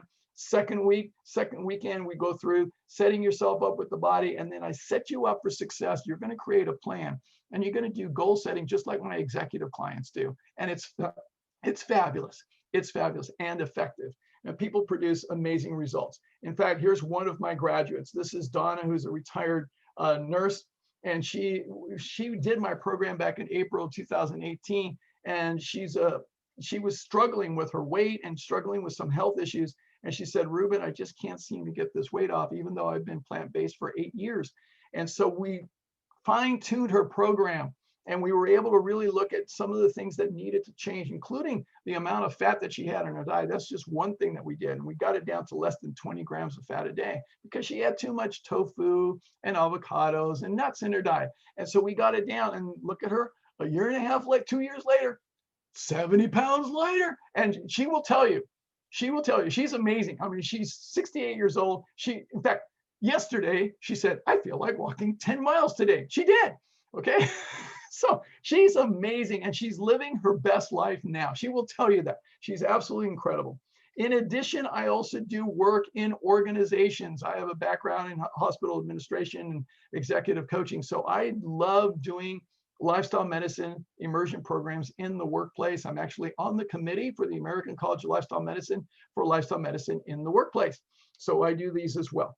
All right, so that's my show. That's everything that I got. Now let me go through the questions. I know there's a whole bunch of questions. I'll send you all kinds of information. Let me stop my sharing here. Okay, what do we got here? Okay, let me go back up and see what I've got as far as questions from all of you. Okay, let's see. All right. Okay, Donna's question, what would it take to get those, let's see, what would it take to get the ads eliminated from the TV? I don't know. I would love to get rid of those. Okay, let's see. Spirit, okay, Esther, you said, what are the 4 energies? So physical, emotional, mental, spiritual. Yes, you got them correct. Okay.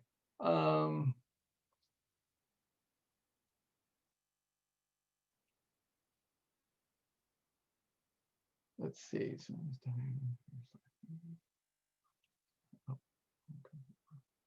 Okay, thank you. Let's see. All right, let's see. Who is at Team Shirzai? I think I talked about them already. Okay, let's see. Very good. And let's see. At what point do you get tested for brain disease? Good question. Yeah, most people are not. Most people are not self-aware. We know a few people. Yeah, so it's very, very difficult. It's very difficult. At what point do you get tested? That's a great question. Some of the things that you could do is I would suggest, first of all, I would suggest getting this book because there's a lot more explained in this book, The Alzheimer's Solution. So I think you want to start there. That's a good place to start because there's a questionnaire that goes through a lot of information to help you to understand. Okay, so let's see. That's a great place to start. Let's see. Okay, let's see. Oh, okay. So question is, why is it said that coconut oil is excellent for Alzheimer's? You know, it's very interesting. You hear all kinds of things said from all kinds of people. By the way, they used to call them snake oil salesmen. Yeah, very interesting. So the thing is, they have all kinds of claims about coconut oil and everything else. But no, we showed in the research that it does not help the brain. No, it does not. Okay, let's see. Let's see. The book I was referring to is called Connections. Connections is fabulous. Yes, it's an excellent book. Fabulous book that talks about all the impact of all our relationships in so many different levels. It's incredible. What about maple syrup? That's a refined sugar. Okay, so that is a refined sugar. So you want to stay away from that. My recommendation is date syrup. It's great. I will send you the link. It's awesome. It's awesome. Okay, very good.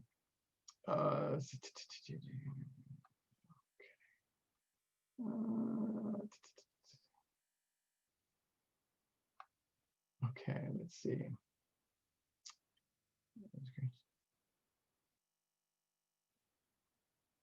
Dance Until You Die should be a name of a book. Yes, I agree. That's a good one. Okay, optimal homocysteine level. This is a great question. You know, it's interesting because one of the things that I learned when I was in the lab, and I was actually training to be a medical technologist as my first backup plan before I became a pathologist assistant. So one of the things that I learned is that things that occur in the body are evaluated, and then they're given normal ranges based on what the averages are. So they have this bell-shaped curve, and then they figure out, all right, that's the normal range. It doesn't relate to whether they're healthy or not. It's so a lot of times it's just this healthy range. The normal range is determined by what the average is and the mean standard deviation of where that is. So homocysteine, the healthy level is zero. Is zero. It shouldn't be there. Okay, you don't need it. All right, it's like, how much meat do you actually need to have in your body? The answer is zero. How much cholesterol do you need to have in your body? The answer is zero. You don't need to have that in your diet at all. Your body will manufacture the cholesterol that you need. So yeah, you don't need to be ingesting homocysteine at all. Okay, let's see.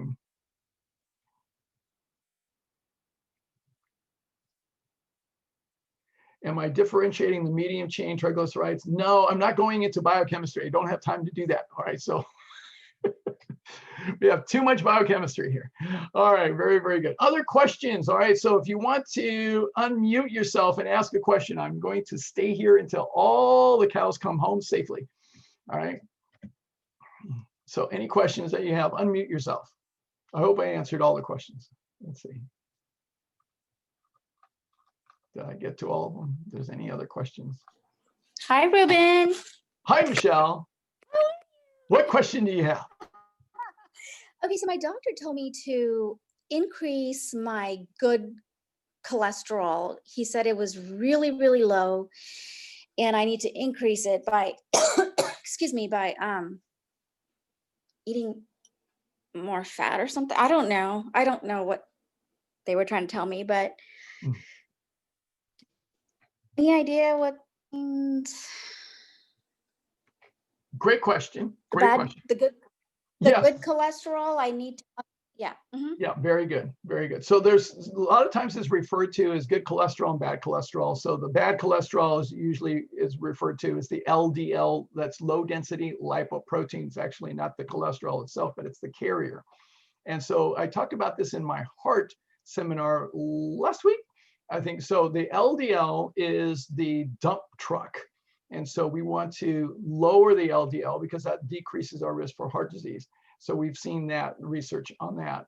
And so we want to decrease the LDL and we want to increase the HDL. The HDL function like garbage trucks. So they go around picking up all the garbage and all the cholesterol plaques. So they help to clean up and reverse those plaques that have been formed on the blood vessel walls. So we want to increase the HDL, but you don't increase the HDL by eating more fat. Okay, so you increase the HDL with exercise, all right, and you increase the HDL by having a healthy lifestyle. So that's what's going to really help to increase the HDL, but it's not by increasing more fat in your diet. So I hope that clears it up. Check out the information in my heart webinar. Why would a doctor tell me to do that? That is just so odd. Because they don't know, okay? Remember, doctors learn almost nothing when it comes to nutrition. In fact, I can tell you the nutrition course at UC Davis School of Medicine, whopping 10 hours. Out of 100 students in the course, only 5 attended the 10 hours. Only 5 medical students attended. I attended all 10 hours and I took the notes for the rest of my colleagues. Yes, just so you know. So just exercise then will up the HDL. That strenuous exercise or just walking every day? Walking every day. Yeah, good. Cool. All right. Yeah, that'll help. Okay, who else? Who else? Other questions? Unmute yourself. Anyone else? Anyone else? Please ask. Please ask. Let's see. Who else is here? Who else is here? Anyone else? Any other questions? Anything? Questions going once. Questions going twice. Questions going 3 times. Okay. All right. So here's what I want to wrap up with. Last thing, just to let you know, next week's webinar is going to be a humdinger. Oh my goodness, it's going to be about lose weight, feel great. Oh my goodness, everybody's put on weight because of both COVID and the holidays. Oh my, oh my. So I'm going to share with you my patented, well, it's not really patented, but my personal program, proven program, my 4-pronged approach to being able to lose weight and keep it off for the rest of your life. As a living example, I lost over 55 pounds and I've kept it off for nearly 25 years. Now, that's my standard of my test, if you will, of proof. You know, I don't listen to anybody unless they lost over 50 pounds and kept it off for at least 20 years or longer. All right, so you're going to get that information. So that's next week, same time, same place, same station. Tell all your friends. I'm going to go to work on being able to get all of this information to you as quickly as possible. I'll try to do it tonight, and I'll send you the email with the follow-up information.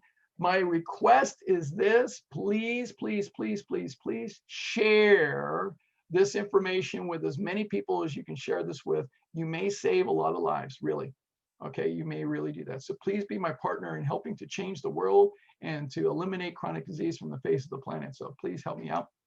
Thank you, thank you, thank you for being here. I'm so grateful for all of you, and I'll see you next time. All right, bye. All right. Thanks, Ruben. Okay, thanks, Scott. All right, you're welcome, Scott. All right, bye. Thank you, Ruben. It was really good to see you. Thank you, Robin. Great to hear from you. All right, wonderful. Thank you. Thank you. Ruben. You're welcome. Bye-bye. You're welcome. You're welcome.